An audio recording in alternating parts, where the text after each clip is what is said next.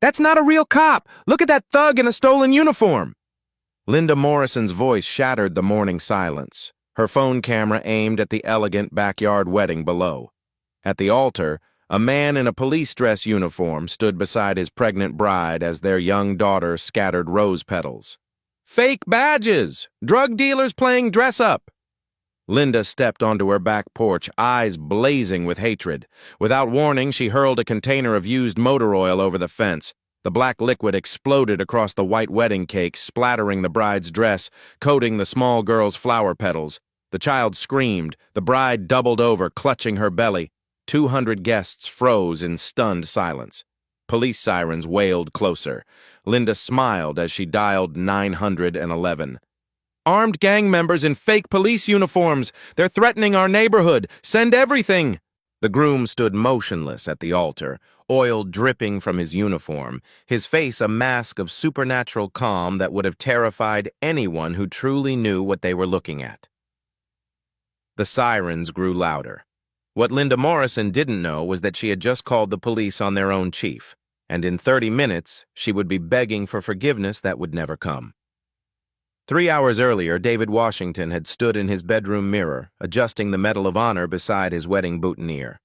The bronze star caught the morning light, the same medal President Biden had placed in his trembling hands 2 years ago when Maria's flag-draped coffin was lowered into Springfield Cemetery. "Daddy, are you ready?" Emma bounced into the room wearing her flower girl dress, her 12-year-old energy infectious despite the weight of the day. Today wasn't just her father's wedding. It was the second anniversary of her mother's death, and somehow, miraculously, it had become a day of healing instead of mourning. Almost, baby girl. David's voice carried the quiet strength that had made him the youngest police chief in Springfield's history at 48. How's Sarah feeling this morning? She's throwing up again, but she says it's happy throwing up because of the baby. Emma giggled, then grew serious as she fingered the small locket around her neck containing her mother's photo. "Daddy, do you think Mommy would be happy today? That you're marrying Sarah?" David knelt to his daughter's level, straightening her flower crown with the same gentle precision he used for everything in their carefully rebuilt life. "I think Mommy would want us to love as big as we can. That's what heroes do. They make room for more love, not less." The morning had started at 6 a.m. with David visiting Maria's grave, as he did every anniversary. He'd placed fresh lilies on her headstone and whispered his vows to her memory, that he would honor her sacrifice by protecting their daughter, by serving their community, and by allowing his heart to heal enough to love again. The cemetery groundskeeper, recognizing him, had simply nodded and walked away, leaving the chief alone with his grief and gratitude. Outside their home at 1247 Maple Street, the first guests were arriving in waves. A sea of dress uniforms represented every branch of service. These were Maria's friends from her military days before she became a police officer. David's colleagues from 3 different departments, the community that had carried them through the darkest 18 months of their lives. Police cruisers parked beside the modest cars of nurses from Springfield General, where Sarah worked the ICU night shift. Veterans who had served with Maria in Afghanistan formed an informal honor guard near the altar, their ribbons and medals catching the morning sunlight. Mrs. Patterson, from 1251 Maple Street, knocked on the back door at 8:30, carrying a casserole that smelled like home. "Chief Washington, we're so happy for you and Sarah. The whole block's been looking forward to this day for months. Even Mr. Carter next door took the morning off work. You know how much that means." "Thank you, Mrs. Patterson. Having neighbors like you means everything to our family." What David didn't mention was the one neighbor who had made their lives increasingly miserable for 3 years running. Linda Morrison at 1249 Maple Street, whose husband Rick had been terminated from the Springfield Police Department for excessive force after beating 18-year-old Marcus Johnson unconscious during a routine traffic stop. The dashcam footage had been devastating. 12 minutes of unprovoked brutality that resulted in permanent brain damage for the teenager, and a $2.30 million settlement that nearly bankrupted the city's insurance fund. David had personally delivered Rick Morrison's termination papers, along with a recommendation for criminal charges that the district attorney had ultimately declined to pursue. Linda blamed David for destroying a good cop's career and choosing political correctness over officer safety. The harassment had started small and escalated methodically. Complaints about Emma's bicycle in their own driveway, calls to the city about excessive noise violations when they played music on weekend afternoons, reports to animal control about their neighbor's cats supposedly using Linda's garden as a litter box. Then it turned darker. Anonymous letters appeared in their mailbox filled with racial slurs and threats. Their car tires were slashed twice in 6 months. Sarah's colleagues at the hospital reported seeing Linda following her to work, photographing her license plate, asking questions about her schedule. "David, you need to see this right now." Sarah appeared in the kitchen wearing her wedding dress, holding her phone with shaking hands. Her face had gone pale beneath her carefully applied makeup, and she was breathing in the short, controlled bursts that meant her anxiety was spiking. The video on her screen showed Linda Morrison's latest post in the Springfield Safety Alert Facebook group, time-stamped just 20 minutes earlier. Urgent. Suspicious activity at 1247 Maple Street. Large gathering of black men in military uniforms claiming to be veterans. Possible gang activity using stolen valor to blend into the neighborhood. Multiple vehicles with out-of-state plates. Children present, possible recruiting operation. Be alert and report anything unusual. The post had already accumulated 17 likes and 23 comments, all from accounts David recognized as Linda's carefully cultivated network of enablers. These were neighbors who had never complained about the weekly barbecues when Officer Martinez hosted his extended family, or the 4th of July parties when the Henderson family filled their backyard with 3 generations of friends and relatives. "She's been planning this for weeks," Sarah whispered, her hand protective over her 6-month belly where their son was growing. "Look at the comments. She's been coaching people on what to say, what to look for. This isn't random hatred, David. This is a coordinated attack on our wedding day." David scrolled through the responses, his jaw tightening as he read variations on the same theme. "Thank you for keeping us safe, Linda. These people don't belong in our neighborhood. Someone should call the police before this gets out of hand. Where are all these cars parked? This looks like a gang meeting."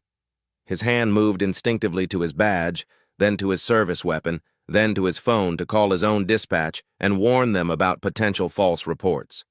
But Sarah's hand covered his, stopping him. "Don't let her steal this day from us," she said quietly.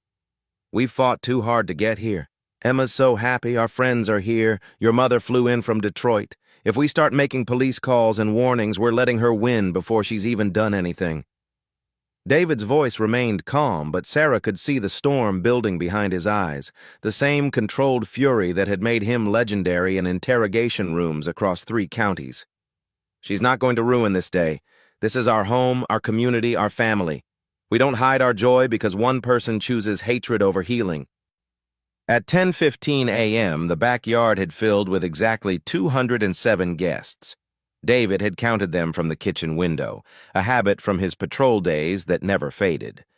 The string quartet Mrs. Patterson had recommended began tuning their instruments as folding chairs arranged in perfect rows faced the altar decorated with white roses and baby's breath.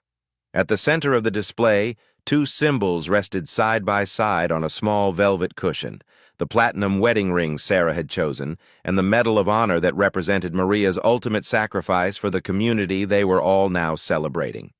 The guest list read like a cross-section of American service: police officers and firefighters, nurses and doctors, teachers and social workers, veterans from 4 different wars, and the neighborhood families who had become their chosen family over the past 2 years. Emma had insisted on inviting her entire 7th grade class, and 12 children in their Sunday best added laughter and energy that made the morning feel like pure celebration rather than solemn ceremony.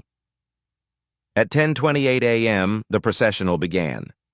David took his position at the altar, his dress uniform immaculate, his bearing reflecting 26 years of service that had taken him from beat cop to department chief. Emma scattered rose petals with infectious joy, her laughter ringing across the garden as she waved at friends and family. At 10:31 a.m., Sarah appeared at the garden gate, 6 months pregnant and radiant in her simple but elegant dress, her bouquet trembling slightly in her hands as she prepared to walk toward the future they had built together from the ashes of loss. That's when Linda Morrison's voice cut through their sacred moment like a poisoned blade, shattering the peace with words designed to humiliate and destroy. By 10:33 a.m., their wedding cake lay in ruins. Sarah's dress was stained with motor oil, Emma was crying in terror, and police sirens were growing louder by the second as multiple units responded to reports of an armed gang gathering. The first police cruiser turned onto Maple Street with lights flashing, followed by 2 more units.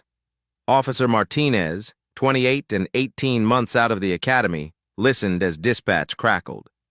Unit 247 respond to 1247 Maple Street. Reports of suspicious gathering, possible gang activity, subjects in military uniforms, weapons may be present, approach with extreme caution. Officer Johnson stepped out of the second cruiser, hand resting on his weapon. The elegant wedding reception confused him. This looked expensive, legitimate, but dispatch had classified this as priority based on multiple corroborating reports. "Officers, thank God you're here!"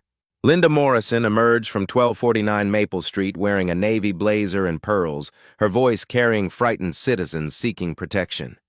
"I've been watching them for over an hour. Look at those military uniforms. Something's not right. My late husband was in the Army. These aren't real soldiers." Sergeant Williams approached Linda while scanning the wedding crowd.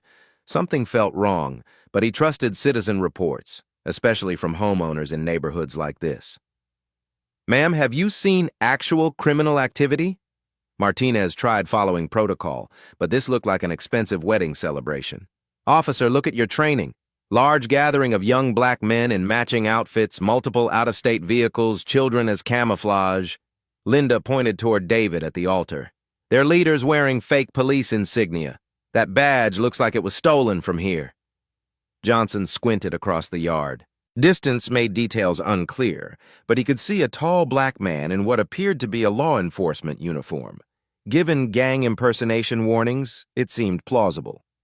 "Additionally, I've seen surveillance of neighborhood homes this past week, taking photos, noting security systems, watching routines. This wedding is reconnaissance disguised as celebration. 200 guests stopped celebrating, standing with hands visible, movements deliberate. Veterans recognized the profiling immediately. They were being treated as criminal threats by officers who couldn't distinguish celebration from criminal gathering." David Washington remained at the altar, posture reflecting 26 years of de-escalation training. He could read the officer's tactical positioning, predict how this would unfold based on Linda's narrative. Every instinct said identify himself immediately, but sudden authority declarations could escalate the situation. "Sarah, take Emma and the children inside Mrs. Patterson's house," he said quietly. "Everyone else, remain calm, hands visible." "Officers, I need to speak with your supervisor," David called, his voice carrying natural authority. But to responding officers, this sounded like Linda's warning, sophisticated criminal attempting to manipulate police response through legitimacy claims. "Sir, remain where you are while we assess the situation," Williams called back, reaching for his radio to request backup. The crowd was larger than expected, and if this was organized criminal activity, they were outnumbered. Linda smiled coldly, filming on her phone. "Police responding to gang activity in our neighborhood. See how organized they are, trying to intimidate officers. Exactly what I warned the neighborhood watch about." The WKRP news van, expecting a heartwarming community story, found cameras capturing what appeared to be tense police confrontation.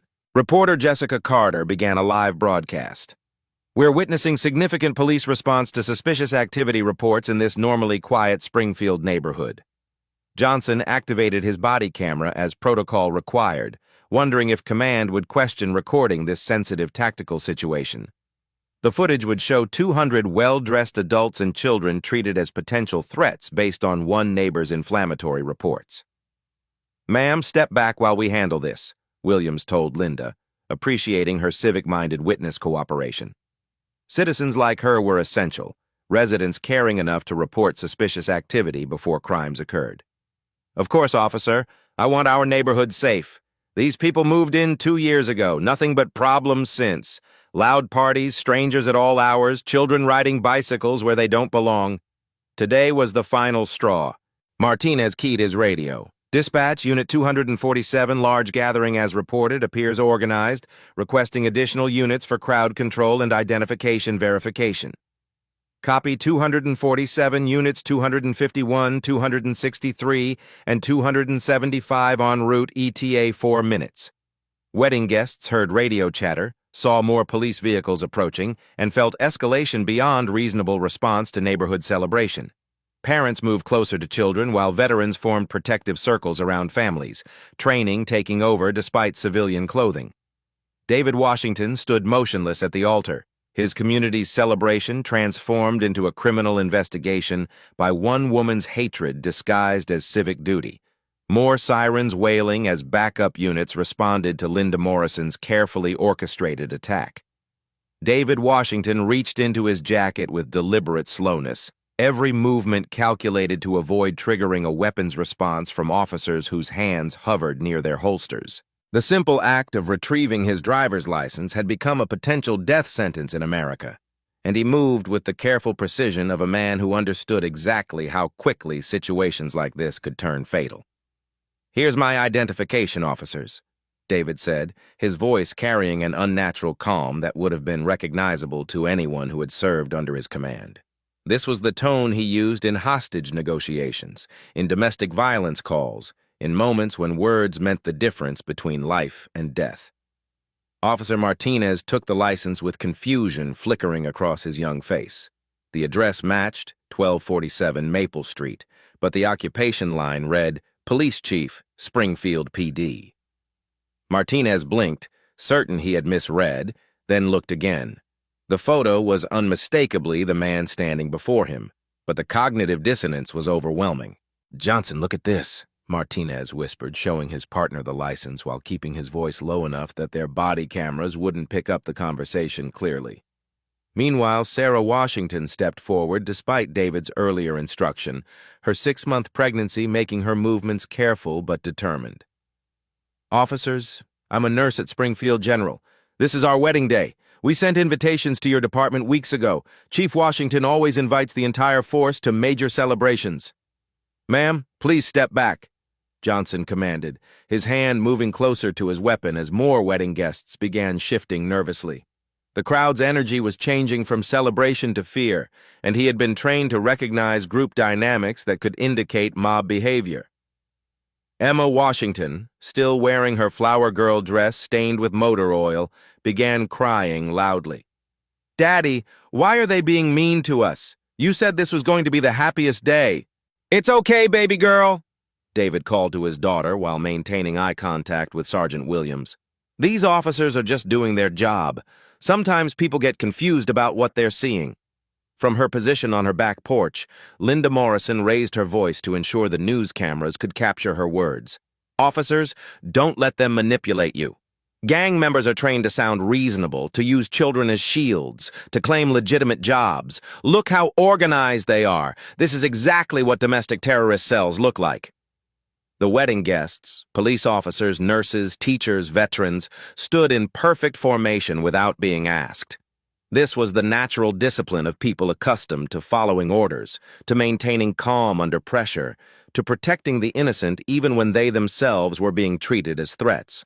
Their composure was so professional that it actually supported Linda's narrative about sophisticated criminal organization. "Sir, we need to verify some information," Williams said to David, his tone suggesting this was a reasonable request rather than the humiliation of a police chief at his own wedding.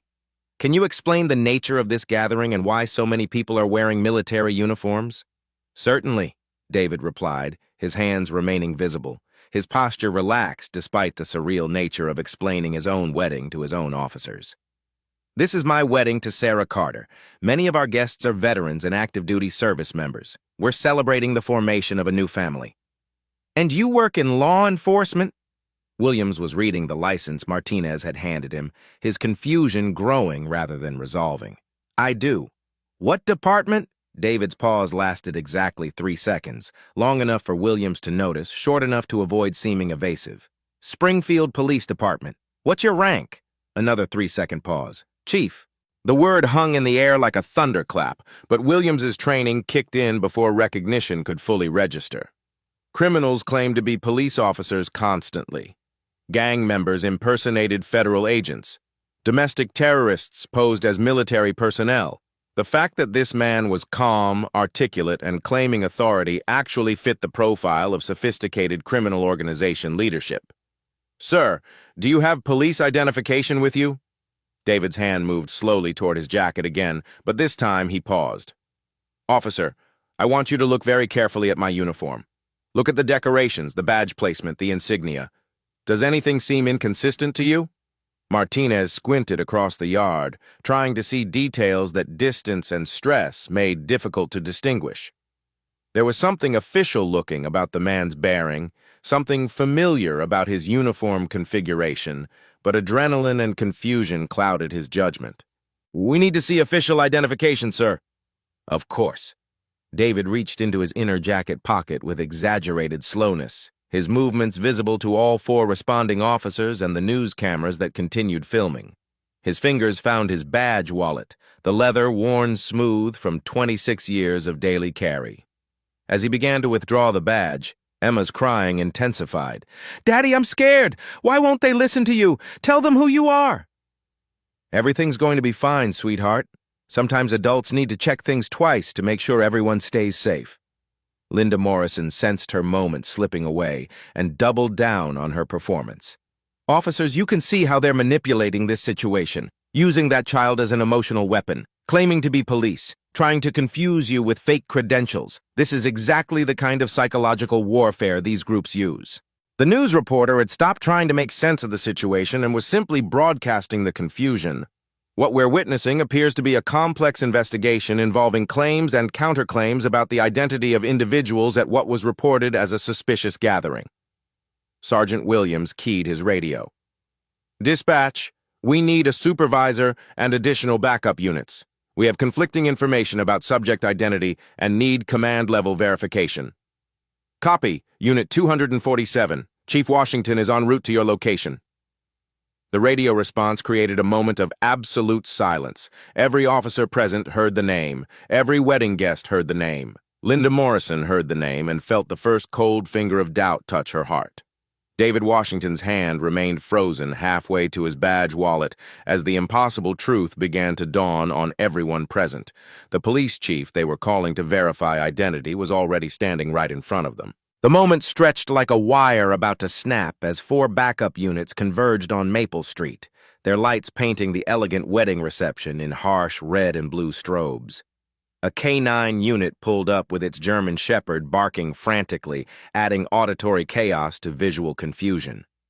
Overhead, the police helicopter circled with its camera trained on the gathering, turning a neighborhood celebration into what looked like a tactical operation against domestic terrorists. "Step back! Everyone step back!" Officer Johnson shouted as 8 additional officers emerged from their vehicles, forming a tactical perimeter around the wedding guests. "Hands where we can see them! This is now an active police operation!" 200 people, nurses, teachers, veterans, children, raised their hands in unison, their Sunday finest making the scene even more surreal. Emma Washington sobbed uncontrollably as her flower girl dress, already stained with motor oil, now trembled with her 12-year-old terror. The child who had been scattering rose petals with pure joy 30 minutes earlier was now watching her father treated like a dangerous criminal by his own department. "Daddy, make them stop! Please make them stop! You're a police officer too! Tell them!" David remained frozen with his hand halfway to his badge wallet, calculating rapidly through 26 years of tactical training. 8 officers with weapons drawn, news cameras broadcasting live, his pregnant wife and traumatized daughter watching. Any sudden movement could trigger a response that would end in tragedy. He had seen too many situations escalate from confusion to violence in microseconds, had investigated too many officer-involved shootings that began with misunderstandings exactly like this one. This is Jessica Carter reporting live for WKRP News as Springfield police execute what appears to be a major coordinated operation, the reporter broadcast, her voice tight with the excitement of breaking news that could define her career. "We count at least 12 units responding to reports of suspicious activity in this normally quiet, upscale neighborhood. The scope of this response suggests authorities are taking these reports of potential gang activity very seriously indeed." Linda Morrison had positioned herself perfectly within the camera frame, her performance reaching its crescendo as she realized the magnitude of media attention her carefully orchestrated plan had generated. National news trucks were already en route based on social media posts about the helicopter and tactical response. "Officers, please be extremely careful. I've been watching these individuals pass weapons and packages between themselves throughout the morning. That man claiming to be a police officer, he has something concealed in his jacket right now. Don't let him reach for whatever he's hiding." The news helicopter's spotlight swept across the gathering like a prison searchlight, its harsh white beam illuminating faces frozen in disbelief and terror. Children clung to their parents while veterans stood in perfect formation, their military training overriding their civilian status even as they were being treated as enemy combatants in their own neighborhood by officers they had served alongside for years. Mrs. Patterson from 1251 Maple Street watched from her window in horror, recognizing the grotesque transformation of her neighbor's wedding day into a public spectacle of racial profiling. She had baked a cake for this celebration, had looked forward to welcoming Sarah officially into their community, and had never imagined that Linda Morrison's hatred could weaponize the entire police department. Sergeant Williams, overwhelmed by the escalating situation and the conflicting radio traffic about Chief Washington en route, made the decision that would haunt his career for the rest of his professional life and define his legacy in the worst possible way. "Sir, remove your hand from your jacket immediately and place both hands behind your back. Do it now." "Officer Williams, I need you to listen very carefully to what I'm about to tell you before this situation. Hands behind your back, now! Do not reach for anything." The command echoed across the wedding reception like a gunshot, causing several children to scream in terror and elderly guests to step backward in fear. David slowly complied, his movements deliberate and non-threatening, every gesture designed to de-escalate a situation that was spiraling beyond anyone's control or comprehension. The sight of their police chief being ordered to surrender at his own wedding sent ripples of shock through every veteran and off-duty officer in attendance, but their discipline held absolutely. They knew that any movement, any protest, any attempt to intervene would be interpreted as coordinated resistance that could justify the use of lethal force against an entire community celebration. "Sarah, get inside right now," David called to his pregnant wife, who stood clutching her bouquet with tears streaming down her face, her wedding dress stained with motor oil and her carefully applied makeup ruined by shock and terror. "Take Emma and get inside Mrs. Patterson's house immediately. Do not argue with me about this." "I'm not leaving you."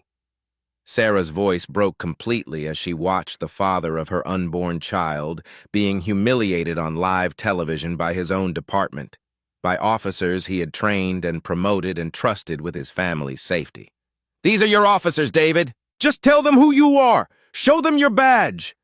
"Ma'am, you need to move away from the suspect immediately," Johnson ordered, his weapon still drawn as he approached the couple with backup officers flanking him in tactical formation.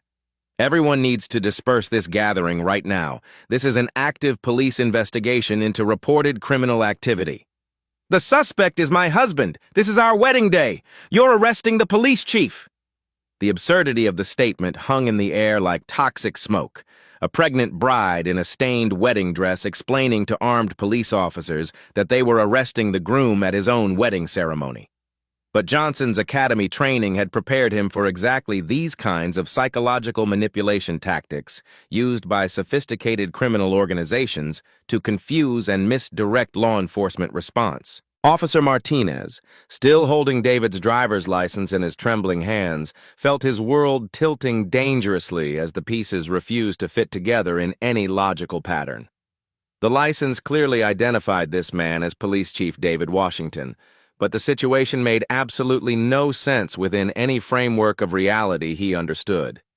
Chiefs didn't get arrested at weddings. Responsible citizens didn't call 911 on police leadership. Gang members didn't host elegant receptions with children and elderly guests and string quartets. Something was fundamentally, catastrophically wrong, but protocol demanded he follow his sergeant's commands without question or hesitation. "Turn around, sir. Place your hands behind your back for handcuffing." David complied with supernatural calm, his voice carrying across the yard with the authority that had made him legendary in crisis negotiations and hostage situations throughout 3 counties. Officers, before you proceed with this action, I want you to understand that everything happening here is being recorded by multiple sources and broadcast live.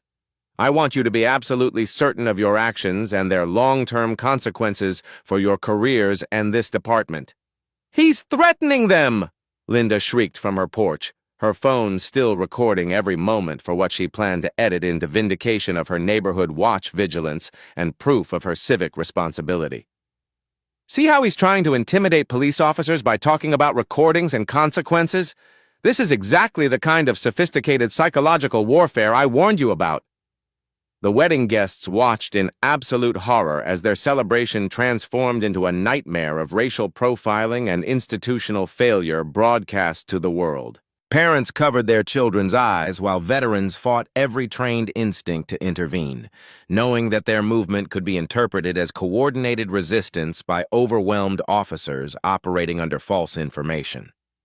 Emma's sobs grew louder and more desperate as she watched her father, the man who had read her bedtime stories every night since her mother's death, who had taught her to ride a bicycle in this same backyard, who had held her through nightmares and promised her they would heal together as a family, being treated like a dangerous criminal by the very people he had trained and commanded and trusted with their community's safety. Please don't hurt my daddy. He protects everybody. He helps people. He's not bad. The handcuffs were halfway to David's wrists, metal gleaming in the helicopter spotlight, when Martinez finally really looked at the uniform before him with the trained eye of a police officer rather than the panic of an overwhelmed rookie. The badge was perfectly positioned according to department regulations. The insignia was an authentic regulation issue, not costume jewelry. The ribbons represented actual commendations Martinez had personally witnessed being presented at department ceremonies. And suddenly, with devastating clarity that hit him like a physical blow to the chest, he recognized the face he had seen in departmental briefings, at award ceremonies, in newspaper photographs when the chief had been honored for community service excellence. This wasn't a gang leader impersonating police authority. This was Police Chief David Washington being arrested at his own wedding by his own officers based on false reports from a racist neighbor who had successfully weaponized the very system designed to protect communities from actual threats. Stop! Martinez's voice cut through the chaos like an emergency siren, urgent and desperate and carrying the weight of a career-defining moment. Everybody stop right now! The silence that followed was absolute. 8 officers, 200 wedding guests, live television cameras, and a news helicopter overhead, all frozen in a moment of recognition that would define careers, destroy lives, and expose the ugly truth about how easily hatred could weaponize justice itself. The urgency in Martinez's voice froze every officer present like a photograph. Johnson's handcuffs clicked open but remained suspended in midair, inches from David's wrists. Williams spun toward his junior officer, confusion and authority colliding in his expression as he tried to understand why Martinez was disrupting an arrest in progress. Martinez, what the hell are you? Sarge, look at his uniform. Really look at it. Look at his badge. Martinez's hands were shaking violently as he held up the driver's license for everyone to see, his voice carrying across the yard and into the news cameras that were broadcasting this moment live to hundreds of thousands of viewers across Ohio and beyond. This is Police Chief David Washington. This is our boss. We just tried to arrest our own chief at his wedding. The words hit the assembled officers like a physical blow. Johnson staggered backward, his handcuffs clattering to the ground with a metallic sound that seemed to echo forever in the sudden silence. Williams stared at the badge, at the face, at the impossible reality of what had just occurred in front of live television cameras. Chief Washington? Williams whispered, his voice barely audible as the magnitude of the situation crashed over him like a tsunami. Sir, we had no idea. The report said... Recognition spread through the group of officers like wildfire. The rookie who had been ready to handcuff his commander, the sergeant who had ordered the chief to surrender, the backup units who had surrounded David's wedding guests with weapons drawn. Each face registered the same expression of dawning horror as they realized they had just humiliated their own leader based on false reports. David Washington straightened his oil-stained uniform and turned to face his officers with the dignity that had defined his 26 years of service. His voice, when he spoke, carried no anger, only the quiet authority that made this moment even more devastating for the officers who had failed to recognize it. At ease, officers. You responded to a call. You followed protocol based on the information you received. But the officers couldn't process the grace being offered to them. They had just treated their chief like a criminal suspect at his own wedding, in front of his pregnant wife, his traumatized daughter, and live television cameras that had broadcast their failure to the world. One by one, they began to salute. Williams first, his hand trembling as it moved to his forehead. Then Johnson, his face pale with shock and shame. Martinez, still holding the license that had saved them all from an even worse catastrophe. The backup officers still confused but following their sergeant's lead. 8 police officers standing at attention, saluting their chief at his destroyed wedding, while news cameras captured every moment of their recognition and remorse. "Oh my God," Jessica Carter whispered into her microphone, finally understanding what she was witnessing. "Ladies and gentlemen, we are watching Springfield police officers saluting the man they just attempted to arrest. It appears that Police Chief David Washington was responding to reports about his own wedding celebration." The wedding guests slowly lowered their hands as the truth spread through the crowd. These weren't gang members being investigated. They were watching their police chief being vindicated after public humiliation. The veterans among them began to stand straighter, their own military bearing responding to the surreal scene of law enforcement recognizing their leader. Linda Morrison watched from her porch as her carefully orchestrated plan exploded into the worst possible outcome. The police weren't arresting dangerous criminals. They were saluting their own commander. The man she had called a thug and fake cop was actually the head of the entire Springfield Police Department. "This can't be happening," she whispered, her phone still recording but her hands beginning to shake. "This can't be real." Emma Washington wiped tears from her eyes as she watched the police officers showing respect to her father. "Daddy, why are they doing that thing with their hands?" "They're saluting, sweetheart. It's how police officers show respect to their commander." "Are you their commander?" "Yes, baby girl, I am." Sarah Washington stood beside her husband, her wedding dress stained with motor oil, but her chin held high as she watched justice finally assert itself. The officers who had threatened to arrest her husband were now standing at attention, acknowledging his authority and their mistake. The news helicopter circled overhead, its camera capturing the moment that would become historic footage. 8 police officers saluting their chief at his wedding while their racist neighbor watched her world collapse from her back porch. Williams approached David with visible shame, his voice cracking as he tried to find words for the unprecedented situation. "Chief, I don't know how to apologize for this. The reports we received, the caller was so convincing we never thought to verify." "Sergeant Williams, you and your officers will report to my office Monday morning for a full debrief of this incident. Right now, I want you to secure this scene and ensure my family's safety while we process what just happened." "Yes, sir. Absolutely, sir." The transformation was complete. In the span of 30 seconds, a criminal investigation had become a department salute. A gang leader had revealed himself as the police chief. A wedding day disaster had become a moment of institutional reckoning that would be studied in police academies for generations. But David Washington wasn't finished. He looked directly into the news cameras, knowing that his words would be broadcast across the nation, understanding that this moment carried implications far beyond his personal humiliation. "What you just witnessed is how easily false reports can weaponize law enforcement against innocent people. My officers responded appropriately to the information they received, but we must all ask ourselves how this situation was allowed to develop and what it reveals about the systems we use to protect our communities." Linda Morrison realized with growing horror that the entire world had just watched her call the police on their own chief, and the reckoning was about to begin. Within 17 minutes of Martinez's recognition, the first video clip appeared on Twitter. A wedding guest had uploaded 30 seconds of footage showing police officers saluting the man they had just attempted to arrest, with the caption, "Police called on black wedding, turns out the groom is their chief." The video exploded across social media platforms like digital wildfire. Retweets, shares, and comments flooded in from across America as people watched the surreal moment of institutional failure and recognition. By the time David Washington had finished speaking to the news cameras, the hashtag #WeddingWhileBlack was trending nationally alongside #PoliceChiefProiled and #SpringfieldShame. Holy shit, did you see this?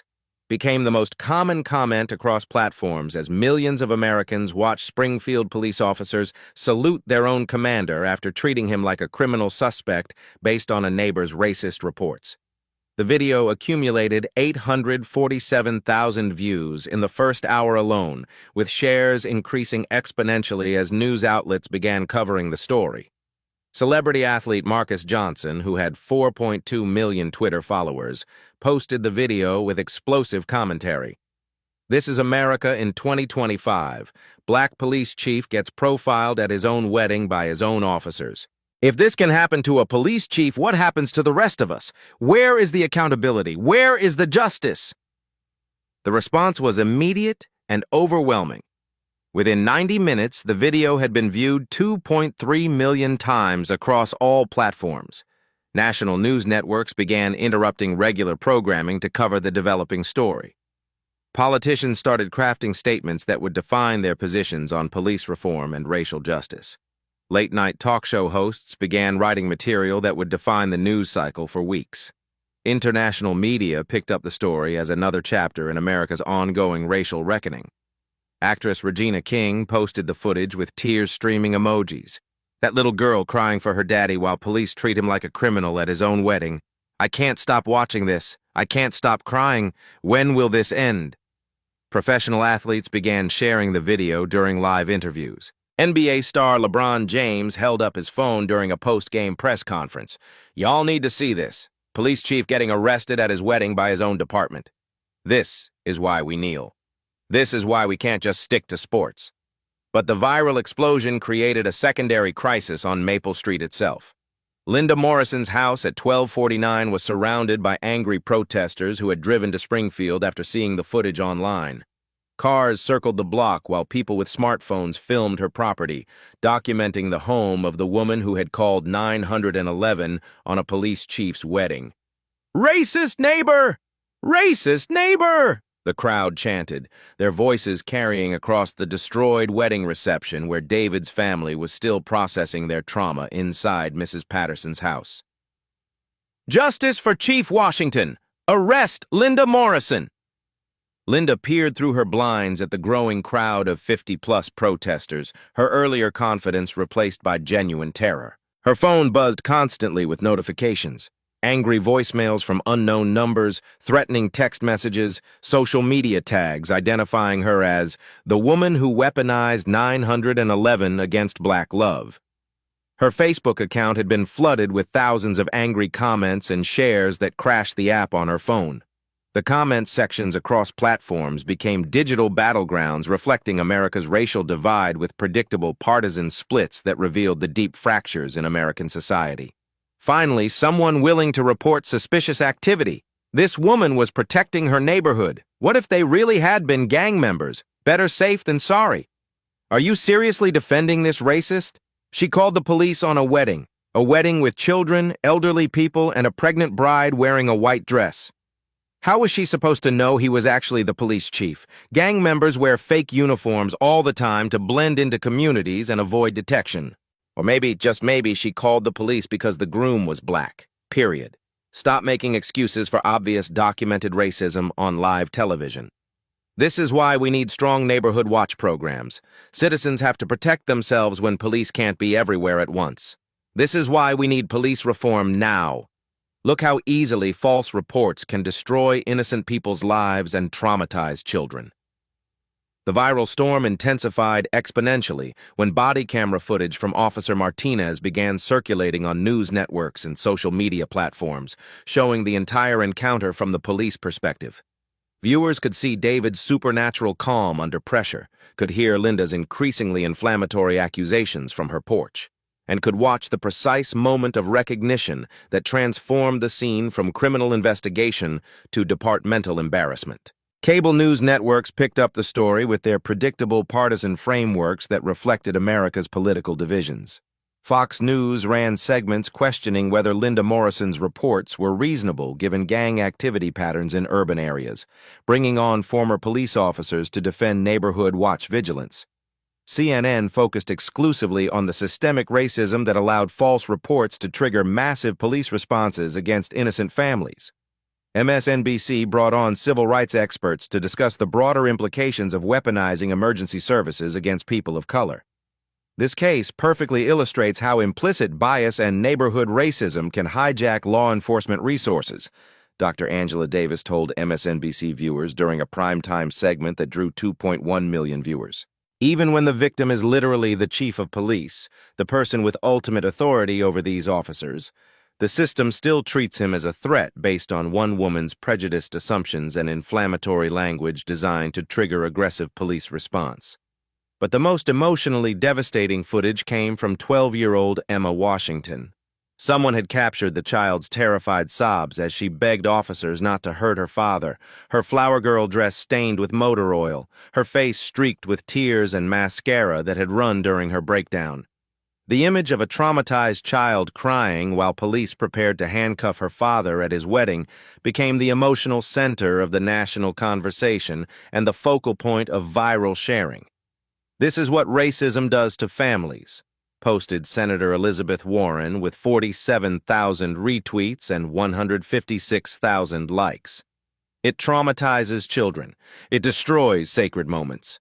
It weaponizes the very systems meant to protect us. This little girl will remember this day forever, and that trauma is unforgivable." International media began covering the story as another example of American racial tensions and police dysfunction that reinforced global perceptions of American society. BBC News ran a segment titled "Wedding Day Horror: How False Reports Nearly Destroyed Police Chief's Celebration." Al Jazeera interviewed European experts on American policing practices for a documentary-style analysis. Deutsche Welle produced a comprehensive piece about the incident for German television that aired across Europe. The Springfield Police Department's phone lines crashed completely from the volume of media requests and public inquiries that overwhelmed their outdated communication system. Mayor Patricia Collins announced an emergency press conference for the following morning, while city council members demanded immediate investigations into how false reports could trigger such massive tactical responses with helicopters, K-9 units, and 8-officer deployments. But Linda Morrison faced more immediate and personal consequences that would reshape her entire existence. Her employer, Springfield Insurance Services, received over 400 angry calls from customers threatening to cancel their policies if she remained employed. Her supervisor called her at home. "Linda, you're suspended pending investigation. Don't come to work Monday." Her personal information, address, phone number, employment details, had been widely shared online despite platform policies against doxing. The protesters outside her house were live streaming their demonstrations on Instagram and TikTok, creating real-time documentation of community anger that reached millions of viewers worldwide. "I've lived here 20 years!" she shouted at the protesters from her upstairs window, her voice breaking with stress and fear as news cameras captured her desperate defense. "I was protecting my neighborhood! How was I supposed to know he was really police? They looked suspicious. Anyone would have called." The crowd's response was immediate and harsh, amplified by megaphones and social media live streams. "You called them thugs. You said they were fake soldiers. You threw garbage at a pregnant bride. You destroyed a family's wedding day with your racism." Tyler Morrison, Linda's 16-year-old son, watched the chaos from his bedroom window with growing shame and horror that would define his remaining high school years. His friends were texting him screenshots of the viral videos, asking if that was really his mother screaming racist accusations at a police chief's wedding. Several had already unfriended him on social media platforms. The humiliation of being associated with America's newest symbol of neighborhood racism was overwhelming for a teenager trying to navigate high school social dynamics. His girlfriend texted, "Tyler, is that really your mom in the video? Everyone's talking about it. I don't know what to say to people." Meanwhile, other victims of Linda's years-long harassment campaign began coming forward with their own documentation and evidence. The Morrison family's regular delivery drivers posted their own videos on TikTok describing years of hostile treatment, racial slurs, and false accusations that had made their jobs miserable.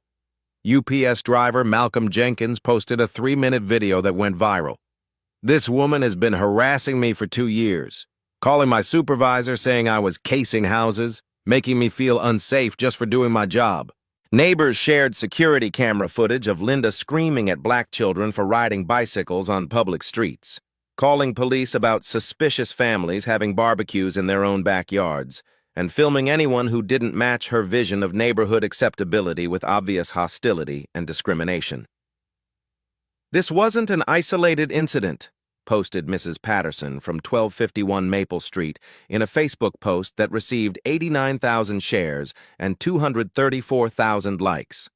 "This woman has been terrorizing anyone who doesn't look like her for years. She's called police on children riding bikes, families having cookouts, and delivery workers just doing their jobs. Today, the world finally saw what we've been dealing with in silence." The viral momentum created a cascade effect across America as the Springfield incident became a catalyst for broader conversations. Other families began sharing their own experiences of having police called on their celebrations, their children's birthday parties, their backyard gatherings, and their everyday activities by neighbors who weaponized emergency services against people of color. The hashtag #LivingWhileBlack exploded with thousands of similar stories that revealed a nationwide pattern. #BBQ Becky, #PermitPatty, #CornerStore Caroline, #GolfCartGail, and #SwimmingPoolSusan trended alongside #WeddingWhileBlack as Americans shared a growing catalog of racist 911 abuse incidents that documented systematic harassment. The Springfield incident wasn't unique. It was simply the most dramatically documented example of a nationwide pattern of weaponizing police against people of color for the crime of existing in white spaces. David Washington's phone buzzed continuously with interview requests from 60 Minutes, The Daily Show, CNN, The Washington Post, The New York Times, Good Morning America, and international media outlets representing 12 different countries. Everyone wanted to hear from the police chief who had been arrested at his own wedding by his own officers based on false reports, making him both a victim and symbol of institutional racism. Local businesses began experiencing boycott threats from customers who supported Linda Morrison's neighborhood safety efforts, while others faced boycotts from people demanding they distance themselves from racism and hire more diverse staff. The entire Springfield community was being forced to choose sides in a conflict that had exploded far beyond their control or understanding.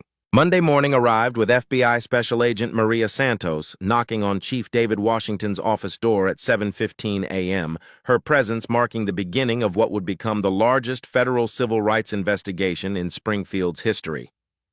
The federal inquiry had been fast-tracked after the viral footage reached the Department of Justice within hours of Saturday's incident, triggering automatic protocols for investigating potential hate crimes and systematic civil rights violations. Santos carried a briefcase containing subpoenas, federal warrants, and authorization to seize all Springfield Police Department records related to 911 call patterns, response protocols, and dispatch decision-making processes.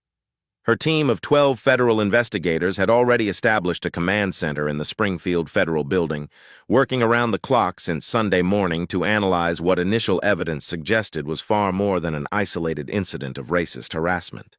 Chief Washington, I'm here to investigate potential civil rights violations stemming from Saturday's incident. We need full access to dispatch records, response protocols, and all communications related to the Morrison address and surrounding neighborhood. This has been classified as a priority federal investigation.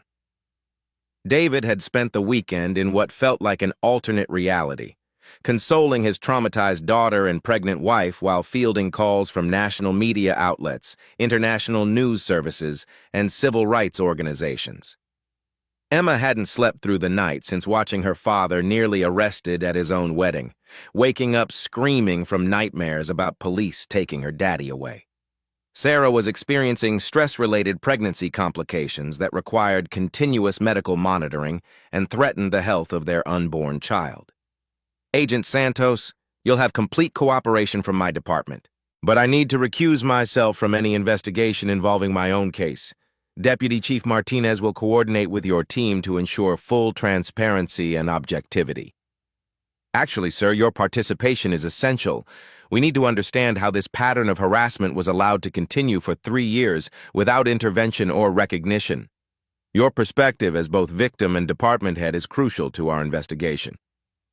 Santos opened her laptop and displayed a preliminary data analysis that would reshape everything they thought they knew about Linda Morrison's campaign against David's family and other minority residents. The numbers were staggering in their scope and revealed systematic abuse that went far beyond anything the local department had recognized or documented. Our initial review of Springfield's 911 records shows Linda Morrison has made 47 calls in the past 36 months. Of these calls, 44 involve people of color as either subjects or supposed victims. Only 3 resulted in legitimate police action that justified the emergency response. The average response time to her calls was 8.3 minutes, significantly faster than the department average of 12.7 minutes for similar non-emergency situations. David stared at the numbers displayed on Santos's screen, feeling physically sick as he realized how thoroughly Linda had manipulated his own department's resources and protocols. 47 calls in 3 years? We knew she was problematic and filed complaints occasionally, but this suggests systematic abuse of emergency services on an industrial scale. It gets significantly worse, Chief. We've identified a network of coordinated callers working with Morrison, Mrs. Helen Crawford at 1253 Maple Street, Robert Carter at 1245 Oak Street, and Patricia Williams at 891 Elm Avenue have made a combined 73 additional calls in the same time period, with 89% specifically targeting minority residents or activities. Agent Santos clicked to the next screen, revealing call transcripts that documented calculated racism disguised as civic responsibility and community safety concerns. The language patterns were remarkably consistent across multiple callers, all using identical phrases and terminology designed to trigger the most aggressive possible police responses while maintaining plausible deniability about racial motivations.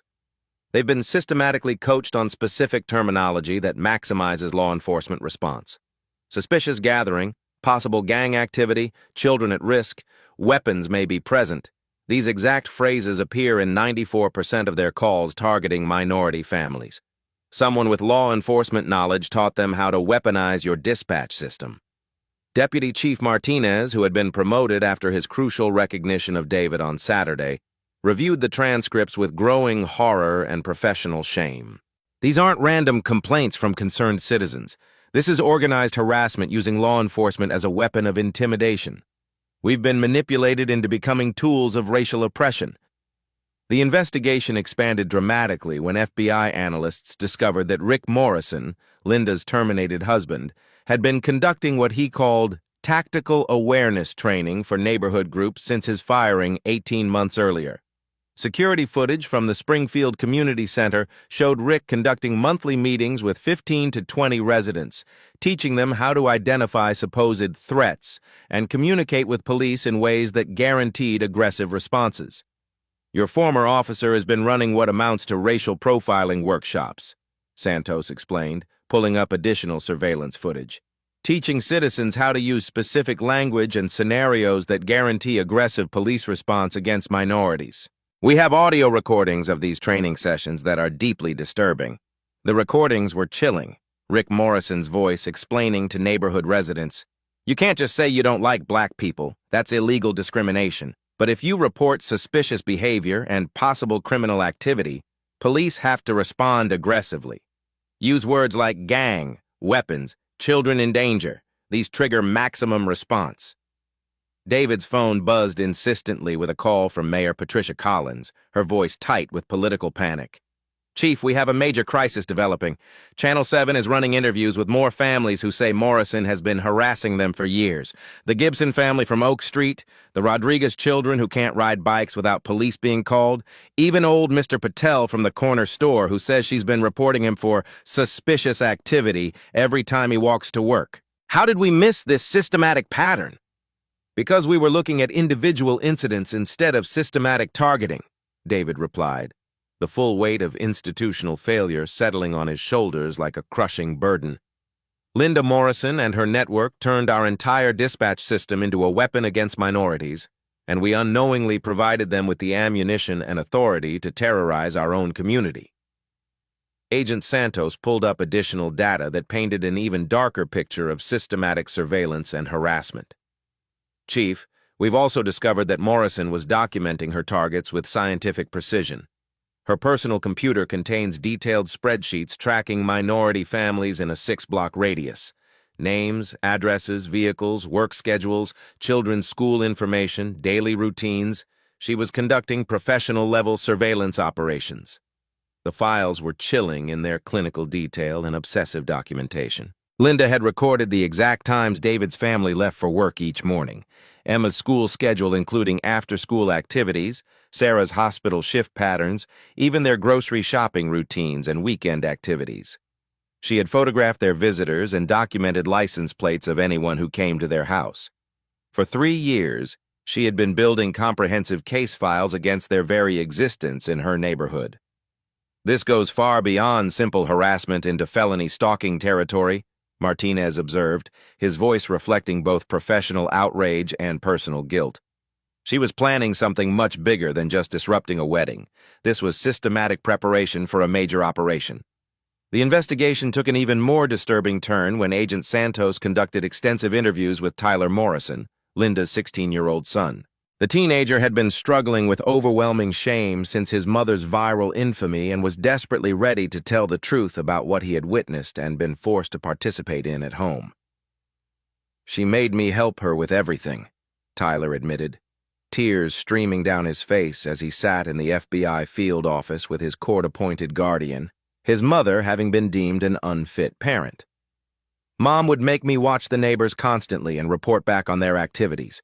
She said we were protecting the neighborhood from what she called invasion and infiltration." Tyler's testimony revealed the full extent of Linda's obsession and the systematic nature of her surveillance operations. She had trained him to photograph visitors, memorize license plates, document delivery schedules, and report on any activity at minority households. She had shown him police training videos and explained how to describe situations to guarantee maximum law enforcement response while avoiding accusations of racial bias. She practiced her 911 calls out loud like an actress rehearsing lines. She would create different scenarios and teach me exactly what words to use if I ever needed to call police on suspicious people. She said black people in nice neighborhoods were always criminals pretending to belong, and it was our job to expose them. The teenager's revelations led to the discovery of Linda's extensive digital surveillance collection, over 12,000 photographs and videos documenting her neighbors' daily activities over 3 years. Her computer contained folders meticulously organized by race and family name, with detailed notes about routines, vulnerabilities, and what she termed exploitation opportunities.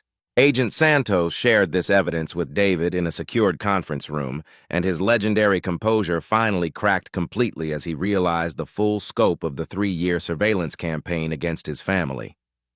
"She was hunting us. For 3 years, she was systematically hunting my family and every minority resident in our neighborhood like we were enemy targets in a war zone. Chief, there's significantly more that you need to understand. We found evidence that Morrison was networking with similar groups in 17 other cities across 6 states. She was part of an organized online community sharing tactics for using police as weapons against integration and minority advancement. Your wedding incident was specifically intended to be a model case study for other concerned citizens." The federal investigation expanded beyond Springfield as FBI analysts identified similar systematic harassment patterns in 12 other cities, revealing a coordinated movement teaching white residents how to weaponize emergency services against minorities moving into traditionally white neighborhoods. The network included former police officers, retired military personnel, and community leaders who had developed sophisticated strategies for legal harassment. Dr. Jennifer Hayes, a federal expert on organized hate crimes and domestic terrorism, was brought in to analyze the psychological and social patterns underlying the harassment network. What we're seeing here is sophisticated domestic terrorism disguised as legitimate neighborhood watch activity. These groups are using law enforcement to systematically traumatize and displace minority families through coordinated psychological warfare. Her analysis revealed disturbing data about the effectiveness of these tactics. In neighborhoods where systematic 911 harassment was employed, minority families moved away at rates 340% higher than statistical baseline. Children in targeted families missed school more frequently due to stress-related illnesses. Adults changed jobs to avoid neighborhoods where they had been systematically targeted. Morrison wasn't just harassing your family, Chief. She was implementing a carefully designed strategy intended to ethnically cleanse your neighborhood through police intimidation and community pressure. And the strategy was working effectively until the wedding incident accidentally exposed the entire operation. The psychological impact assessment was devastating. FBI interviews with targeted families revealed that children had developed anxiety disorders, adults suffered from depression and hypervigilance, and several families had considered relocating despite significant financial hardships. The systematic harassment had achieved its intended goal of making minorities feel unwelcome and unsafe in their own neighborhood. Mayor Collins called another emergency press conference after reviewing the preliminary FBI findings, her political career effectively ending as she acknowledged institutional failure. The evidence shows that our police department was unknowingly weaponized against minority residents through systematic manipulation. We failed our community by not recognizing this coordinated pattern of abuse. The political implications were immediate and devastating for Springfield's leadership. City council members faced demands for mass resignations. Community leaders called for federal oversight of the police department. The Springfield NAACP announced plans for a comprehensive civil rights lawsuit, seeking damages for every family targeted by Morrison's harassment network. But perhaps the most heartbreaking revelation came when Agent Santos conducted gentle interviews with 12-year-old Emma Washington about her experiences growing up under systematic surveillance and harassment. The child's testimony described 3 years of psychological warfare that had fundamentally shaped her understanding of her place in the world. The lady next door was always watching us through her windows. When kids came over to play, she would call their parents later and tell them our house wasn't safe for their children.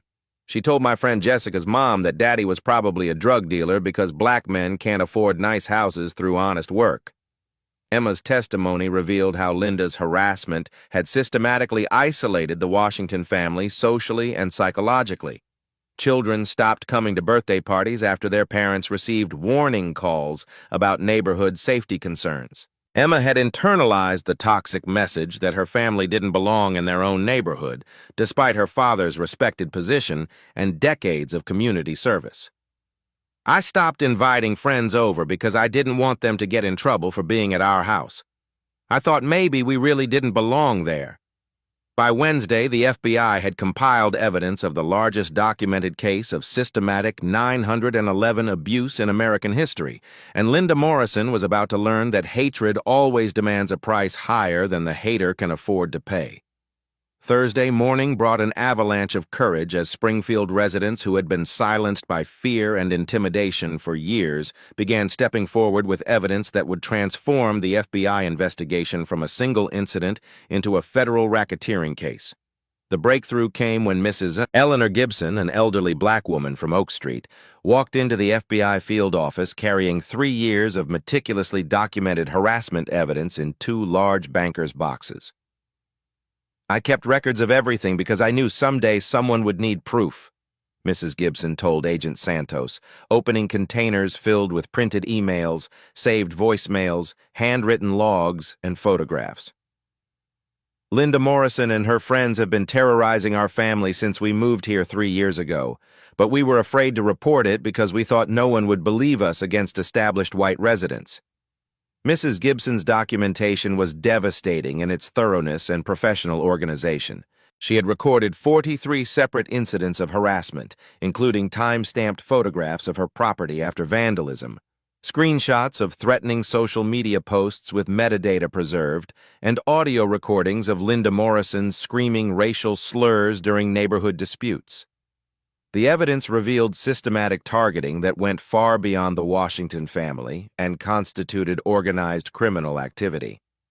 She called the police on my grandson Marcus for riding his bicycle on the public sidewalk. Told the 911 dispatcher he was casing houses for future robbery attempts. He was 8 years old, Agent Santos. 8 years old and riding his bike to his friend's house 3 blocks away. The officers who responded were embarrassed, but they still had to file a report. The elderly woman's voice shook with 3 years of suppressed rage and terror as she described the psychological toll on her entire extended family. Her grandson had stopped playing outside after repeated police visits that traumatized him.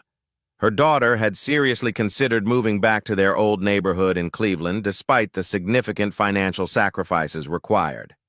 The family had been living under siege without any community support or institutional protection. Agent Santos realized they were witnessing something unprecedented in her 15 years of federal law enforcement. Victims finding the courage to speak truth to power because one family's public vindication had shown them they weren't isolated targets. The Bureau's Victim Assistance Coordinator began fielding calls from families across Springfield and 3 neighboring counties who had experienced similar systematic harassment but had never reported it due to fear and hopelessness. By noon Thursday, 17 families had come forward with comprehensive evidence of coordinated targeting by Linda Morrison's network spanning multiple years and jurisdictions. The Rodriguez family from Elm Street brought security camera footage showing Linda and her associates conducting surveillance of their home during quinceañera celebrations, family barbecues, and children's birthday parties. The Patel family presented 3 years of fake complaints filed with city services about their lawn care business and corner store operations. They called health inspectors weekly, building code enforcers monthly, even immigration authorities claiming we were operating illegal businesses, explained Ravi Patel, whose family had owned their corner store for 15 years and employed 12 local residents. Every time our business started thriving and expanding, they found new ways to create problems through official government channels. We lost 3 major contracts because of their false reports. The pattern was sophisticated, intentional, and demonstrated remarkable coordination across multiple institutional systems. Morrison's network had successfully weaponized every civic institution against minority families, not just police departments, but also code enforcement agencies, health departments, school administrative offices, municipal licensing services, and even federal immigration authorities. They had transformed legitimate government oversight mechanisms into precision instruments of racial harassment and economic warfare. Tyler Morrison's continued cooperation with federal investigators provided crucial insider knowledge about the network's detailed operations and long-term strategic planning. The teenager, now in protective federal custody after being removed from his mother's home, revealed that Linda had maintained sophisticated target lists and strategic timelines for systematic harassment campaigns against specific families. Mom had color-coded spreadsheets with what she called operational phases for each targeted family, Tyler explained to FBI investigators during recorded interviews. Phase 1 was surveillance and documentation of routines. Phase 2 was complaints to multiple authorities. Phase 3 was community pressure and social isolation tactics. Phase 4 was what she called decisive action designed to force families to relocate permanently. The Washington family had been specifically targeted for Phase 4 action, which explained the dramatically escalated harassment leading to the wedding incident. Linda had been preparing for months to create a public confrontation that would justify aggressive police response and community rejection of David's family, potentially forcing them to leave Springfield despite his position as police chief. Dr. Michael Carter, a prominent pediatrician whose family had been systematically harassed for 2 years running, brought medical records and research data showing the measurable health impact of sustained intimidation on minority children in the affected neighborhoods. His clinical data revealed alarming patterns of stress-related illnesses, anxiety disorders, sleep disturbances, and behavioral changes in children living under systematic harassment.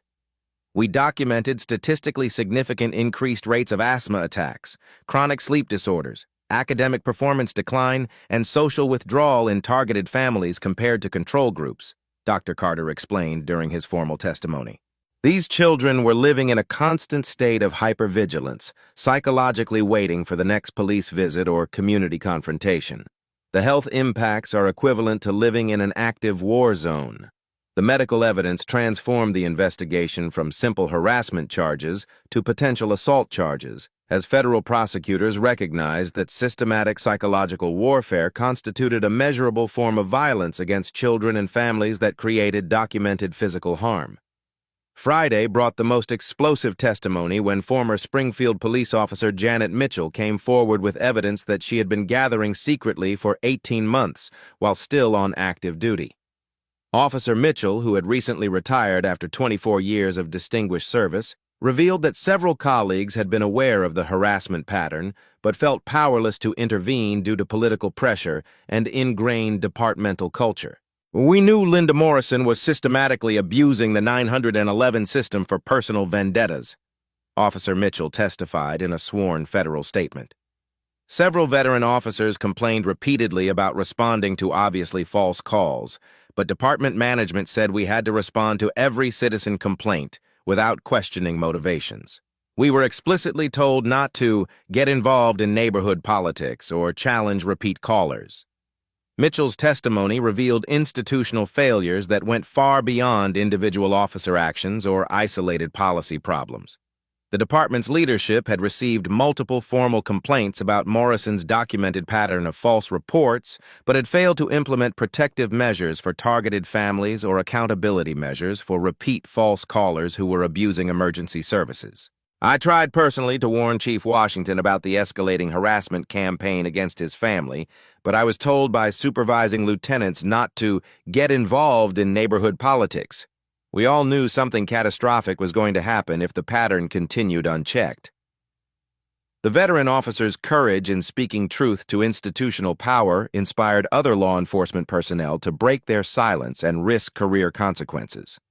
3 active duty officers provided detailed testimony about being pressured to respond aggressively to calls from Morrison's network, while 2 experienced 911 dispatchers revealed they had been specifically instructed not to question repeat callers about their motivations or verify information before deploying units. Saturday brought intensive international media attention when the Johannesburg Times picked up the Springfield story, comparing the systematic harassment tactics to apartheid-era surveillance and intimidation methods used against Black South African families during the 1970s and 1980s. The comparison resonated globally, with human rights organizations calling for federal intervention in what they termed domestic apartheid practices operating within American communities. The breakthrough investigative moment came when FBI cyber analysts finally cracked Linda Morrison's encrypted communications with similar harassment networks operating in other states. The digital evidence revealed a sophisticated organized movement with professional training materials, strategic operational guidance, and coordination across multiple federal jurisdictions. "We found conclusive evidence of interstate conspiracy to violate civil rights through coordinated harassment campaigns," Agent Santos announced during a packed federal briefing. "This isn't isolated neighborhood harassment. It's organized domestic terrorism specifically designed to enforce racial segregation through systematic intimidation tactics." The communications revealed that Linda's wedding day confrontation had been planned for months as a demonstration model for other network cells across the Midwest. The strategic goal was to create viral footage that would show minorities being arrested and humiliated at their own celebrations, sending a powerful psychological message to other families about the severe consequences of not knowing their place in white communities. Community leaders who had previously remained silent or neutral began organizing substantial support for the targeted families. Springfield's Interfaith Coalition announced comprehensive plans for protection services and legal support. Local businesses offered employment opportunities to harassment victims who had lost jobs due to false complaints and coordinated economic warfare. The tide had turned completely and dramatically. Where once minority families had faced isolation and institutional indifference, they now found overwhelming community support and federal protection. The courage of families like the Washingtons in refusing to be intimidated had created safe space for others to speak their truth and seek justice. Emma Washington, no longer afraid to play outside in her own neighborhood, was interviewed by specialized child psychologists about her experiences growing up under surveillance. Her testimony was heartbreaking but demonstrated remarkable resilience. I thought it was normal for police to come to our house all the time. I thought all kids had to be scared of neighbors watching them. Now I know it wasn't normal, and it wasn't our fault that people were mean to us. The 12-year-old's words captured the essential psychological damage that systematic harassment inflicts on children. It normalizes trauma and teaches them that they are fundamentally unwelcome in their own communities. But her recovery also demonstrated the remarkable resilience of families supported by justice and genuine community solidarity. By Sunday, the FBI had documented comprehensive evidence of systematic civil rights violations affecting 37 families across Springfield and neighboring communities, and the silence of intimidation had been broken by the courage of witnesses who refused to let hatred triumph over justice. Monday morning at 9 a.m. sharp, Attorney General Merrick Garland stepped to the podium in the Department of Justice's main briefing room, flanked by FBI Director Christopher Wray and Civil Rights Division Head Kristen Clark.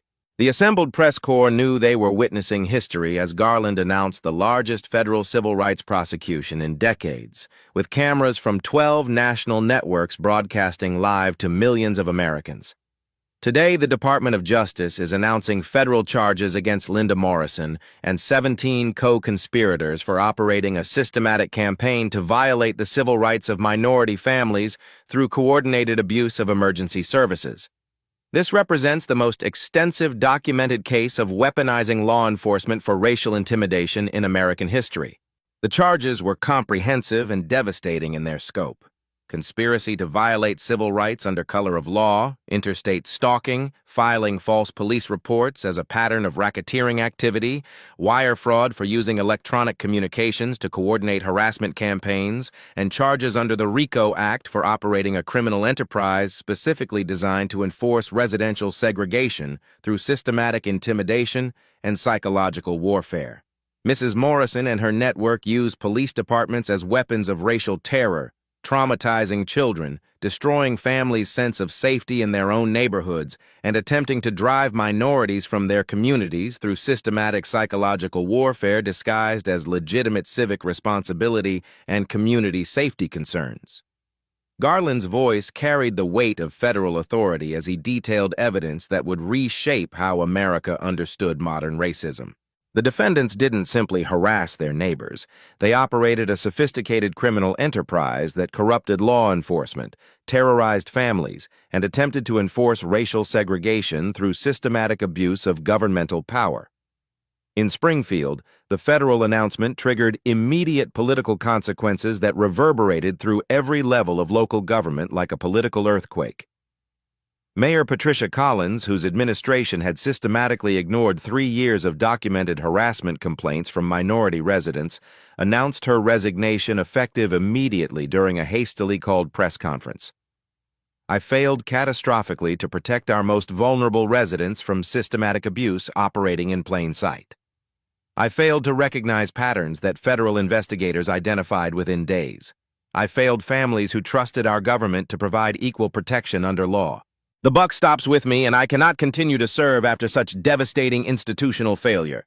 3 city council members resigned before noon, their political careers ending as they acknowledged their roles in enabling systematic harassment through willful blindness and administrative incompetence. Police Chief David Washington, despite being the primary victim of the harassment network, faced calls for his own resignation from community activists who argued he had failed to recognize the harassment pattern operating within his own department. The institutional structure that had enabled Morrison's network for 3 years was collapsing rapidly under the weight of federal scrutiny and sustained community outrage. Springfield's government was effectively paralyzed as officials scrambled to distance themselves from policies and decisions that had facilitated systematic civil rights violations. But the most powerful and emotionally resonant moment of the day came when 12-year-old Emma Washington, accompanied by child advocates and federal victim specialists, addressed the Springfield City Council during their emergency session called to address the federal charges. Her small voice carried across the packed chamber as she spoke directly to the officials who had systematically failed to protect her family. You let that lady hurt us for 3 whole years. You let her call the police on my daddy at his own wedding day when we were supposed to be happy. You let her scare me so much I couldn't sleep in my own house and had nightmares about the police taking my daddy away. I want to know why grown-ups didn't protect children when we were being hurt every single day."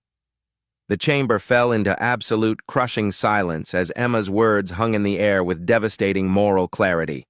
City council members wiped away tears of shame and recognition. Community leaders stood in respectful acknowledgement of a child's courage. News cameras captured every moment of a 12-year-old demanding accountability from the adults who had systematically failed her and her family.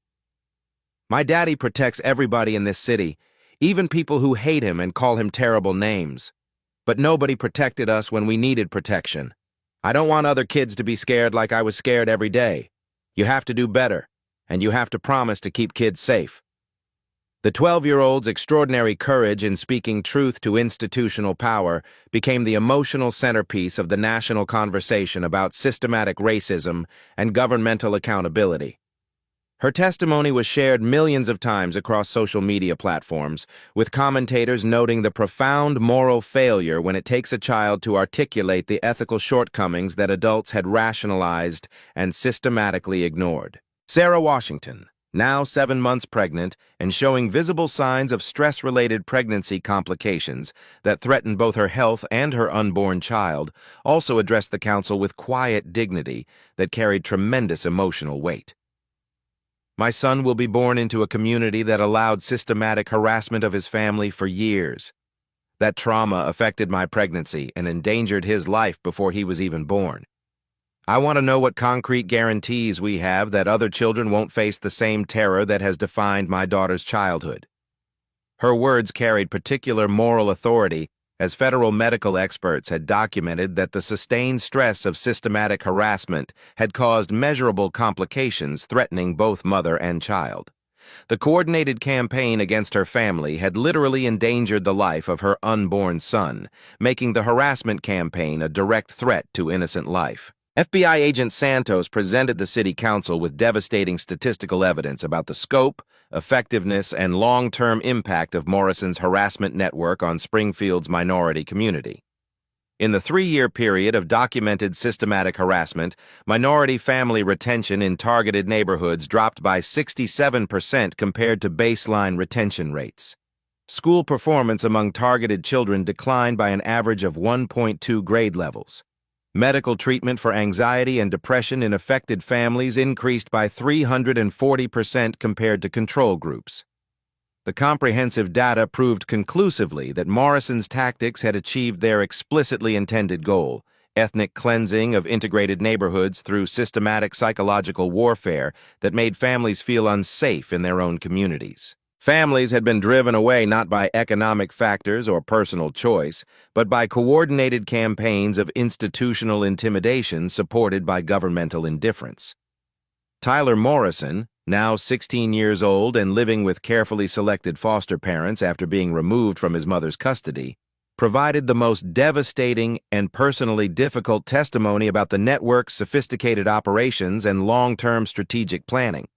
Speaking via secure video link to protect his identity and ensure his safety, he revealed the true extent of organized hatred disguised as legitimate community activism. "My mother kept detailed spreadsheets tracking every minority family in a 6-block radius around our neighborhood. She had their work schedules, their children's school information, their social security numbers obtained from public records, their vehicle information, and detailed surveillance notes about their daily routines.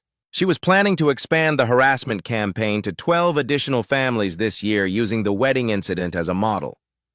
Tyler's testimony revealed the chilling truth that the Washington wedding incident wasn't the culmination of Morrison's campaign.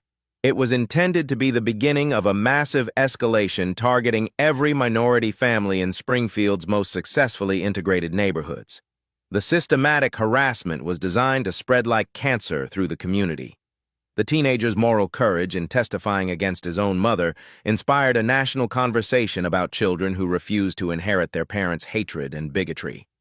Child psychologists noted that Tyler's ethical stand, despite years of racist indoctrination and family pressure, demonstrated the fundamental possibility of breaking cycles of intergenerational prejudice and hatred. Federal prosecutors announced that Linda Morrison faced a potential sentence of 45 years in federal prison if convicted on all charges, effectively a life sentence for the 52-year-old defendant. Her 17 co-conspirators faced sentences ranging from 15 to 30 years in federal prison.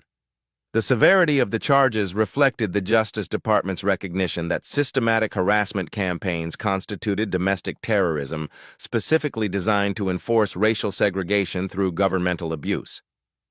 These defendants didn't simply hurt individual families through personal prejudice, explained federal prosecutor Rebecca Carter during a comprehensive press conference. They attacked the fundamental constitutional principle that all Americans have the right to live peacefully in their communities regardless of race. They used taxpayer-funded police departments as weapons of racial terror, corrupting law enforcement and betraying public trust. The economic consequences for Springfield were immediate, severe, and long-lasting. The city faced potential federal oversight of its police department. Millions of dollars in civil rights lawsuit settlements from affected families, and loss of federal funding for failing to protect minority residents. Insurance companies canceled policies for city operations, recognizing the massive liability exposure created by systematic civil rights violations. Local businesses experienced immediate and devastating consumer boycotts as national attention focused on Springfield's institutional failures and complicity in systematic harassment. Hotels reported mass cancellations from conference organizers and tourists. Restaurants saw dramatic drops in customers as people avoided the city. The economic impact of enabling systematic racism was measured in millions of dollars within the first week of national coverage. But perhaps the most significant long-term development came when other communities across America began recognizing similar patterns of systematic harassment in their own neighborhoods and police departments. Police departments in 43 cities requested federal assistance reviewing their 911 call patterns for evidence of systematic abuse, while civil rights organizations received hundreds of complaints from families experiencing similar coordinated harassment campaigns. The Springfield case had exposed a nationwide problem that demanded comprehensive federal response and institutional reform. What had seemed like an isolated incident of racist harassment was revealed to be part of a much larger pattern of organized efforts to maintain residential segregation through systematic abuse of governmental power. Dr. Angela Davis, appearing on multiple national television programs, placed the case in essential historical context for audiences struggling to understand the systematic nature of modern racism. What we're seeing in Springfield is how contemporary racism operates in America, not through explicit segregation laws that were ruled unconstitutional, but through weaponizing existing institutions against minorities. It's more sophisticated than historical racism, but equally devastating to families and communities. The Springfield case became a watershed moment for civil rights enforcement in America, inspiring federal legislation requiring police departments to track and report patterns of false emergency calls targeting specific demographic groups. The proposed Emma Washington Protection Act mandated accountability measures for repeat false callers and established protection protocols for systematically targeted families. Community healing began tentatively when Springfield's faith leaders organized interfaith solidarity services specifically supporting affected families and calling for institutional accountability. Rabbi Sarah Goldman, Pastor Michael Johnson, Imam Abdullah Rahman, and other religious leaders led joint prayers for justice, reconciliation, and protection of vulnerable community members. The religious community's unified response demonstrated that systematic hatred could be overcome through organized expressions of love and solidarity. The federal reckoning was complete and comprehensive, but the real work of rebuilding trust, ensuring accountability, and preventing future systematic harassment would take years of sustained effort and vigilant community oversight. 1 year later, on a crisp October morning, the backyard at 1247 Maple Street had been transformed into something unrecognizable from that oil-stained disaster of 12 months before. White roses bloomed again around the altar where David and Sarah had originally planned to exchange vows, but this time the space hosted a different kind of celebration. The first birthday party for David Washington, Jr., whose safe arrival 3 months earlier had marked the family's complete healing. Emma Washington, now 13 and radiating confidence that would have been impossible during her years of systematic harassment, carried her baby brother around the garden as 200 guests, many of the same people who had witnessed her trauma, celebrated the new life that represented hope, triumphant over hatred. "Look, DJ," Emma whispered to her infant brother as she pointed toward the house next door. "That's where the mean lady used to live before she went to prison, but now nice people live there and they brought you birthday presents." The Morrison house at 1249 Maple Street had been sold at auction after Linda's conviction on 17 federal charges. The new owners, the Johnson family, a black couple with 3 young children, had moved in 6 months earlier and become integral parts of the neighborhood community that was rebuilding itself around principles of inclusion and mutual protection. Linda Morrison herself was beginning year 2 of a 27-year federal prison sentence, having accepted a plea agreement that spared her co-conspirators from maximum penalties in exchange for her cooperation in exposing similar harassment networks operating in other states. Her husband, Rick, had received 15 years for conspiracy charges. Their network of 17 co-conspirators had been systematically prosecuted, with sentences ranging from probation to 12 years in federal prison. Tyler Morrison, now 17 and thriving as a high school senior, attended the birthday party as a guest of honor, representing the possibility of redemption and moral growth. The teenager who had once been trained to spy on minority families was now president of his school's Racial Justice Club and had received early admission to Howard University, where he planned to study civil rights law. "Mrs. Washington, thank you for inviting me," Tyler said to Sarah as he handed her a carefully wrapped gift for baby David. "I know it might seem strange having me here, but your family's courage changed my entire life. You showed me that hatred doesn't have to be inherited." Sarah embraced the young man whose testimony had been crucial in convicting his mother's network. "Tyler, you're always welcome in our home. You chose justice over family loyalty, and that kind of moral courage should be celebrated and supported."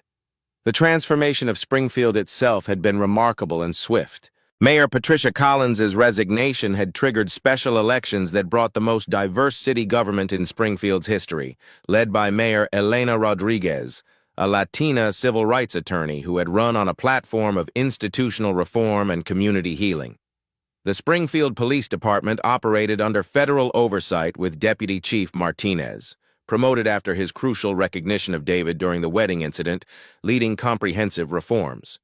New protocols required automatic review of repeat emergency callers, cultural competency training for all officers, and community liaison programs that rebuilt trust between law enforcement and minority residents.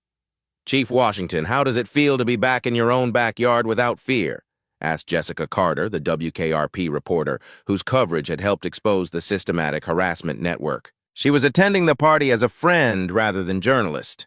Her Peabody Award for Excellence in Journalism displayed proudly in her office for the Springfield investigation. David, holding his infant son while watching Emma play with neighborhood children who now felt safe visiting their home, considered the question carefully. "It feels like America is living up to its promises. It feels like justice working the way it's supposed to work, slowly, but ultimately protecting the innocent and holding hatred accountable." The federal legislation inspired by their case, officially titled the David and Emma Washington Civil Rights Protection Act, had been signed into law 6 months earlier, creating national standards for identifying and preventing systematic harassment campaigns. The law required police departments to track patterns of false reports and provided federal protection for families targeted by coordinated intimidation campaigns. FBI statistics showed that systematic 911 abuse targeting minorities had dropped by 73% nationally since the Springfield convictions, as potential harassers recognized that their tactics could result in federal terrorism charges rather than community support. The Washington case had fundamentally changed how America understood and responded to modern racism disguised as civic responsibility. Mrs. Patterson from 1251 Maple Street, now 83, and moving slowly but still determined to attend every Washington family celebration, brought a photo album she had compiled documenting the neighborhood's transformation. "Look at these pictures, Emma," See how many children are playing outside now? See how many families of all colors feel safe having barbecues and celebrations? The album showed a neighborhood that had become a model of integration and mutual support. Property values had actually increased as families specifically sought homes in a community known for standing against racism. The waiting list for houses on Maple Street stretched for months as people wanted to live where justice had prevailed over hatred. Emma's flower girl dress from that terrible day had been preserved in the Smithsonian's National Museum of African American History and Culture as part of an exhibition about modern civil rights struggles. But the Emma who wore it now lived in a world made safer by the courage required to transform trauma into testimony for justice. As the sun set over Maple Street, casting golden light across a gathering that represented everything American communities could become, David Washington stood with his family on the same ground where they had been humiliated and nearly destroyed. Now that ground represented triumph, healing, and the possibility that justice could prevail when communities chose courage over silence. "Daddy," Emma said as guests began heading home, "I want other kids to know that speaking up really works, that when bad things happen, telling the truth can make them stop." David smiled at his daughter, whose courage had inspired federal legislation and protected countless families. "Then maybe we should tell people that story, baby girl. Maybe we should remind everyone that justice only works when good people refuse to stay silent. And perhaps that's the most important lesson from Maple Street. That systematic hatred only succeeds when communities choose willful blindness over uncomfortable truth-telling. When neighbors stand together, when children find courage to speak, when institutions are held accountable for their failures, even the most organized campaigns of intimidation can be defeated. The Washington family's story became proof that in America, justice may come slowly and at great personal cost, but it can still come. Their courage created ripples of change that protected thousands of other families from the terror they had endured. In neighborhoods across America, children now play safely because the Washingtons refuse to be driven away. Families celebrate without fear because witnesses found courage to speak truth to power. Communities heal because some people choose justice over comfort, even when the personal price is devastating. This is how progress happens, not through grand gestures or political speeches, but through ordinary people choosing extraordinary courage when it matters most. Through families who refuse to let hatred win, even when the cost of resistance seems unbearable. The story of 1247 Maple Street reminds us that every community has a choice. Will you be the neighbor who calls police on celebrations? Or will you be the neighbor who brings birthday presents? Will you stay silent when you witness systematic harassment? Or will you find courage to stand with the vulnerable? Because somewhere tonight, another family is facing the terror the Washingtons endured. Another child is developing nightmares about neighbors who hate them. Another community is choosing between comfort and justice. What will you choose when that moment comes? How will you answer when children ask why the adults didn't protect them? What legacy will your choices leave for the next generation? The answers to those questions will determine whether the Washington family's sacrifice created lasting change or was just another story of injustice temporarily interrupted. The choice, as always, is ours. Emma Washington was 12 when she told adults, "You have to do better." She was right. Since her family's story went viral, systematic harassment targeting families has dropped 73% nationwide. That's what happens when communities choose courage over silence. What would you do if you saw this happening in your neighborhood? Let me know in the comments below. If this story moved you, share it with someone who needs to see that speaking up actually works. Hit subscribe for more stories where justice wins. Because somewhere tonight, another family needs neighbors brave enough to stand with them. How will you choose?